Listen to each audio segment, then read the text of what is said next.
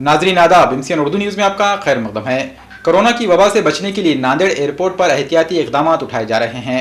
दुनिया भर में कोरोना वायरस फैलने के बाद नांदेड़ के गुरु गोविंद सिंह जी एयरपोर्ट पर भी एहतियात बरती जा रही है। हवाई जहाज के जरिए नांदेड़ पहुंचने वाले मुसाफिर और ज़ायरीन का एयरपोर्ट पर थर्मल टेस्ट मशीन के जरिए मुआयना किया जा रहा है। मुसाफिरीन का नांदेड़ बल्दिया उज़्मा के डॉक्टरों के जरिए मुआयना किया जा रहा है।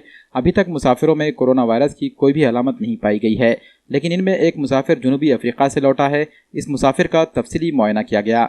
खुसूसी तौर पर बैरून मुल्क से नांदेड़ पहुंचने वाले मुसाफिरों को डॉक्टरों की जानिब से चेकअप के बाद एक मोहर लगाई जा रही है। इन मोहरशुदा मुसाफिरीन का 31 मार्च तक मुसलसल मुआयना किया जाएगा। आज नांदेड़ वाघाळा शहर महानगरपालिकातर्फे एअरपोर्टवर मेडिकल टीमची आम्ही व्यवस्था केलेली आहे। आमचे 2 टीम सतत सोमवार ते शनिवारपर्यंत राहणार आहे।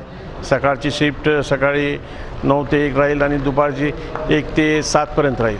म्हणजे नांदेड मुंबईहून येणारे प्लेन आहे, दिल्लीहून येणारे प्लेन आहे, त्याच्यावर आम्ही जे पॅसेंजर येणार आहे त्यांची आम्ही थर्मलने मॉनिटरिंग करणार आहे। आज किती जणांची तपासणी केली? आज आम्ही मुंबईहून जे प्लेन आलता 50 लोकांची आम्ही तपासणी केलेली आहे। त्याच्यामध्ये एक बाहेर देशाहून आलेला नागरिक आम्हाला भेटला, आफ्रिका या देशातून आलेला होता।